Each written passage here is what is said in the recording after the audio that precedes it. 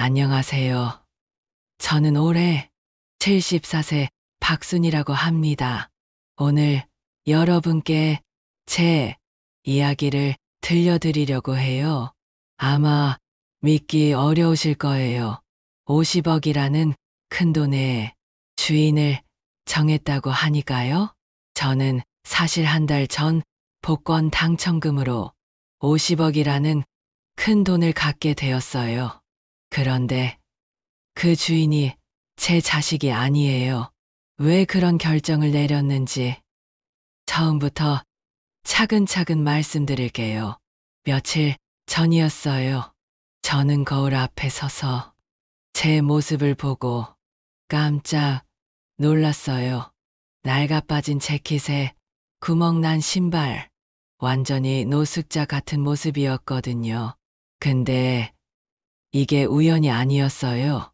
제가 일부러 그렇게 꾸민 거예요. 왜냐하면 제 자식들이 정말로 저를 어떻게 생각하는지 알고 싶었거든요. 돈과 집을 빼고 그냥 박순이라는 한 사람으로서 말이에요.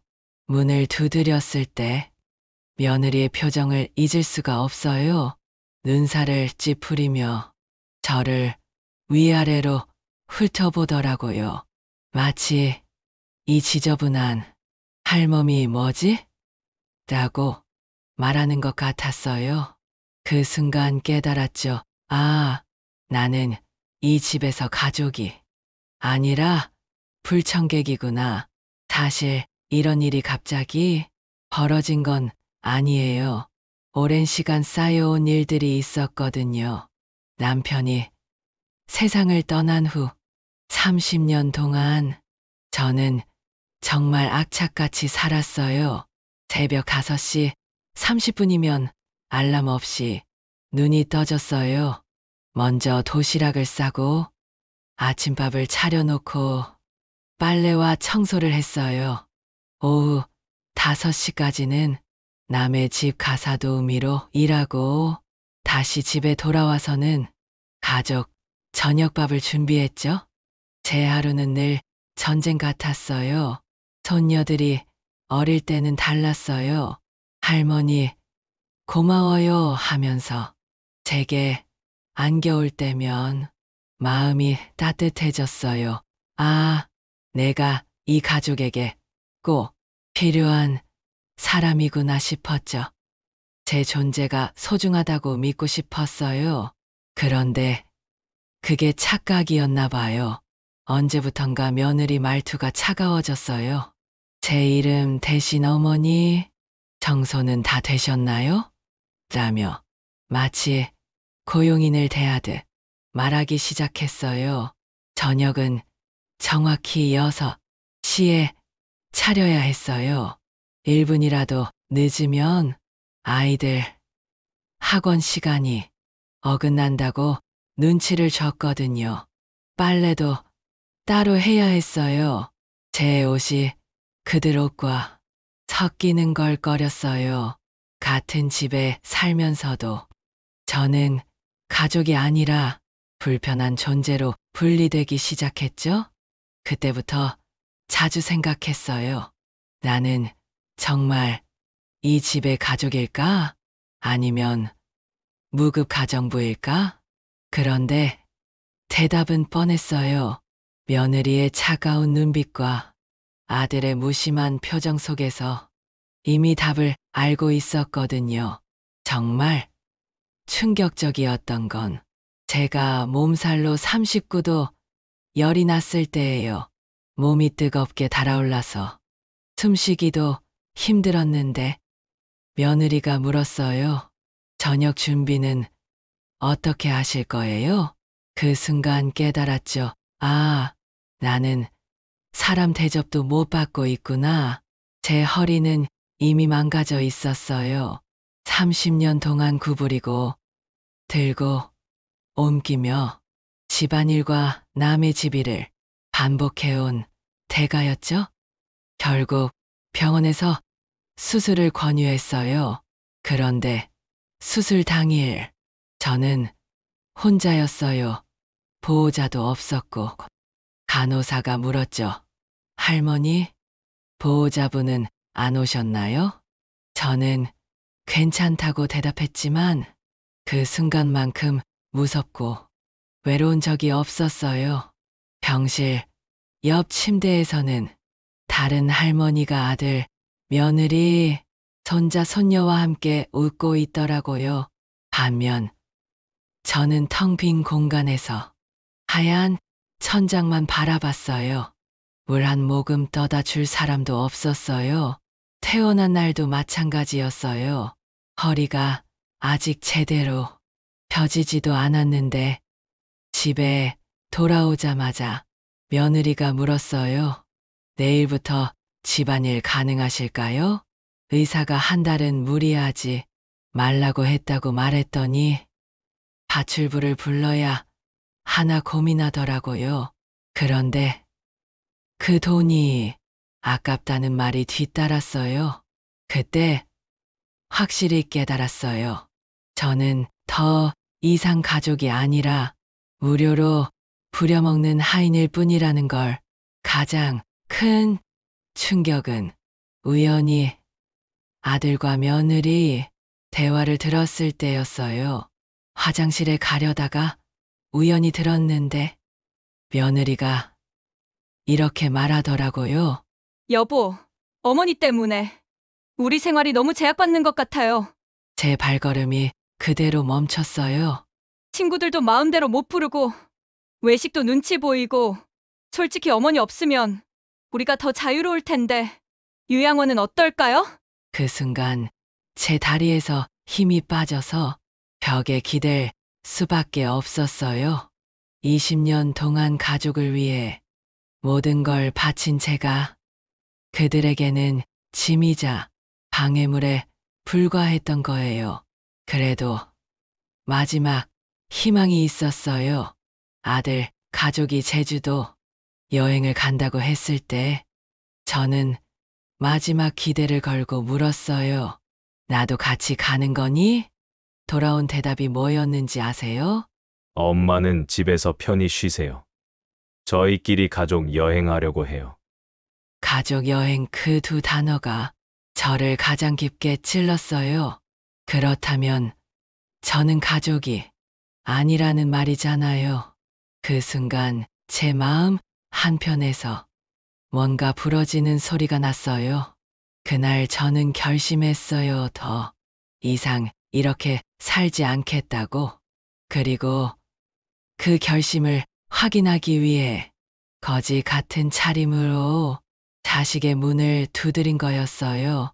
그들의 진심을 똑똑히 확인하기 위해서요. 다음 날 아침 저는 변호사 사무실을 찾아갔어요. 허리는 여전히 아팠지만 마음만은 단단했어요. 책상 위에 놓인 유언장과 계약서를 보며 떨리는 손으로 펜을 들었어요. 이 집은 팔겠습니다. 그리고 제 전 재산 50억은 진심으로 저를 아껴준 이에게 남기겠습니다. 제 목소리는 낮았지만 단호했어요. 그날 처음으로 제 삶의 주인이 바로 저 자신이라는 걸 느꼈어요. 며칠 뒤 아들과 며느리가 여행에서 돌아왔어요. 저는 이미 짐을 다 싸두었고 집은 팔린 상태였어요.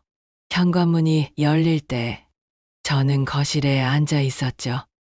쌓여있는 박스들이 제 결심을 대신 말해주고 있었어요. 그들 표정이 충격으로 굳더라고요. 저는 담담히 말했어요. 이 집은 내가 번 돈으로 산 거야. 그리고 이미 팔렸어. 이번 주 금요일까지 짐 빼고 나가야 해. 그들이 뭐라고 변명해도 제 마음은 흔들리지 않았어요. 이사날 아침 제 짐은 놀랄 만큼 적었어요. 낡은 가구 몇 개와 박스 몇 개. 평생 가족을 위해 살았는데 저를 위해 남은 건 거의 없었어요. 트럭이 출발할 때 창밖으로 아파트 단지가 점점 멀어지는 걸 보며 생각했어요. 이상하게 눈물이 나지 않았어요. 오히려 감옥에서 풀려난 것처럼 시원했어요. 울진에 도착했을 때 바닷바람이 저를 맞았어요. 그 순간 속으로 중얼거렸죠. 그래, 이제야 자유다. 새 집은 작지만 아늑했어요. 창문을 열면 바다가 보였고 작은 마당에는 꽃을 심을 수 있었어요. 저는 처음으로 커피를 천천히 내려 마셨어요. 향이 방 안을 가득 채우자 눈가가 젖었어요. 평생 처음으로 제가 하고 싶은 대로 시작하는 아침이었거든요. 다음 날 강아지 아리와 바닷가를 걸었어요. 모래 위를 뛰노는 아리를 보며 저도 모르게 웃음이 터졌어요. 시장에서는 정겨운 인사가 들렸어요. 새로 오셨어요? 그 한마디가 그렇게 따뜻하게 들린 건 정말 오랜만이었어요. 울진에서 석 달쯤 지났을 때 아들이 불쑥 찾아왔어요. 몰라보게 초라해진 모습이었어요. 어깨는 축 처져 있었고 표정에는 지친 기운이 가득했어요. 장모 집에서 살며 매일 눈치를 본다고 하더라고요. 아이들도 적응하지 못해 힘들어한다고 했어요. 그때 깨달았어요. 세월이 돌고 돌아 결국 아들에게도 같은 현실이 닥쳤구나.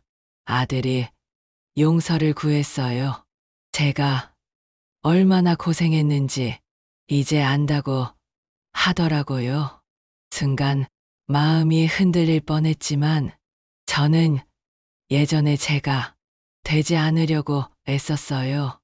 분명히 말했어요. 이제는 혼자 사는 게 좋아? 더 이상 누구의 뒷바라지도 하지 않을 거야.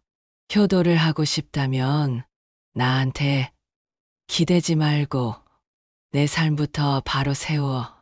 그날 저녁 오랜만에 된장찌개를 끓여줬어요. 아들은 눈물을 글썽이며 밥을 먹었지만 저는 마음속으로 선을 그었어요. 오늘은 그냥 손님을 대접했을 뿐이라고. 그 후로 울진에서의 나날은 점점 안정되었어요. 파도 소리에 잠들고 바람에 눈을 뜨며 하루를 시작했어요. 시장에서는 이웃들과 따뜻한 인사를 나눴어요. 누군가가 저를 있는 그대로 받아준다는 게 이렇게 소중한 일인 줄 처음 알았어요. 손녀들이 편지를 보내왔어요. 보고 싶다며. 여름에 놀러 오고 싶다고 했어요. 저는 미소를 지으며 답장을 썼어요. 하루 정도는 괜찮지만 더 이상 예전처럼 그들의 육아를 대신하지는 않을 거라고. 그립지만 제 삶이 더 중요하다고 말이에요. 파도는 밀려왔다가 다시 빠져나가요. 저는 그걸 보며 생각해요. 저도 이제 제 인생에 새로운 파도를 타야 한다고. 74년 동안 누군가의 아내, 누군가의 엄마, 누군가의 할머니로만 살아왔지만 이제는 제 이름 그대로 살아가려고 해요. 박순이라는 이름으로요. 바다 앞에 서서 속으로 말했어요. 고생 많았다. 순이야, 이제 진짜 내 인생을 살아라. 그 말은 오랫동안 기다려온 위로이자 새로운 시작의 선언이었어요. 여러분, 혹시 이 이야기를 듣고 계신 분들 중에 저와 같은 삶을 겪은 분들이 계신가요? 가족을 위해 모든 걸 바쳤지만 정작 존중받지 못했던 순간들, 용기가 필요했지만 참아 내지 못했던 순간들 말이에요. 저는 결국 제 삶을 선택했어요. 그리고 후회하지 않아요. 인생은 너무 짧아요. 남을 위해서만 살기에는 말이에요. 정말 중요한 건 내가 행복한지, 내가 원하는 삶을 살고 있는지예요. 비슷한 경험이 있으시다면 댓글로 이야기를 남겨주세요. 우리 서로를 응원하며 살아가요. 그리고 이 이야기가 누군가에게 작은 용기가 된다면 구독과 좋아요도 부탁드려요. 오늘 제 이야기를 끝까지 들어주셔서 고맙습니다.